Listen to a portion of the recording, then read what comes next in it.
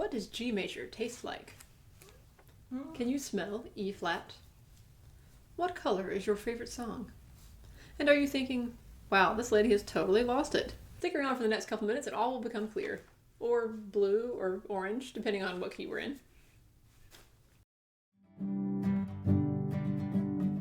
Hello, I'm Greta Elise and welcome to my channel, where we play some folk fusion music and talk about various topics related to music like this one. If that sounds like your thing, I will be honored by your clicking the subscribe button so that we can do this again real soon. Now, let's jump right in. You may have heard of terms like texture or tone color applied to music, but it turns out there are some people who actually experience it that way. Synesthesia, as you may already know, is a condition in which a person experiences sensory data related to a totally whole nother sense. For example, that could be seeing days of the week as certain colors, maybe Saturday is light blue, or feeling pain when someone else stubs their toe. That one sounds like a bummer. There are a lot of different types of synesthesia, but one that is surprisingly common is the tone color or pitch color synesthesia, which is often found among famous musicians. Mozart is one example. He was said to have seen the key of D major as orange. Franz Liszt is cited as asking the orchestra to play bluer in a certain piece.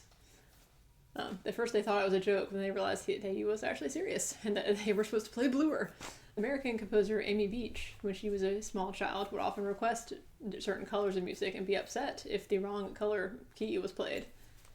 Alexander Scriabin, somebody help me out here in the comments because I don't actually know how to pronounce his name, is sometimes on the list of composers with synesthesia, but apparently he maybe didn't actually have it. He just assigned a chart of what colors he thought should go with certain keys.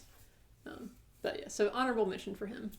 More recently, more modern day musicians such as Lord, Pharrell Williams, and Duke Ellington are all said to have had synesthesia at some point. Now I do want to clarify that seeing the colors doesn't mean like an actual hallucination. It just means seeing the colors intellectually in your mind, which is what French composer Olivier Messiaen described it as. Now I realize that some people don't even have a mind's eye, some people do. So if you're one of the ones that doesn't, then I guess it's safe to say that you don't have this type of synesthesia. Maybe you have another one though. Now that's not all of the synesthetic composers and musicians out there. In fact, I was kind of surprised at how common it seemed to be among that group. So why is that? Turns out there are some theories. Synesthesia has been correlated with other types of neurodiversity such as ADHD and autism.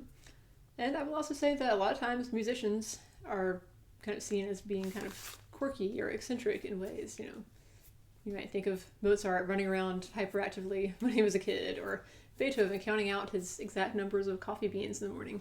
5, 96, 97, 98... Look, haven't you finished making that coffee by now? Dang it!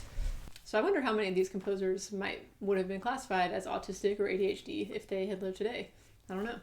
There's also evidence linking synesthesia to other traits like absolute pitch, creativity, memory skills, and even childhood anxiety. So there's a lot of cool things, but they're not all cool. So which thing causes the other?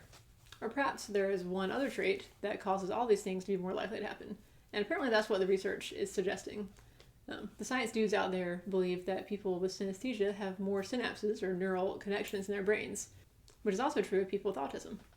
So perhaps the synapses that normally get pruned out as you get older just don't get pruned out in these people, which makes all that more likely to happen. And so they have more connections, even wrong ones.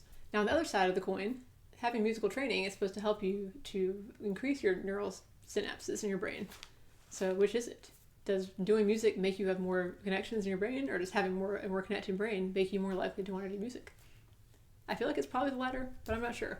I'm sure someone smarter and less weird than me can probably come up with the answer. But for me, I'll just have to go off of personal experience because I too have tone color synesthesia. For me, it's some pitches by themselves do have a color, but mostly it's like entire keys have a color. So I made a handy dandy little chart. So for anybody that cares, this is what color I see music in. So next time you see me put my capo on the first fret, it might just be because the song looks better in teal than pink. And now let's talk in the comments. Do you have any kind of synesthesia in any of its various forms? Do you have your own theory on how and why this works? Let's chat, and I will see you again next time. Bye.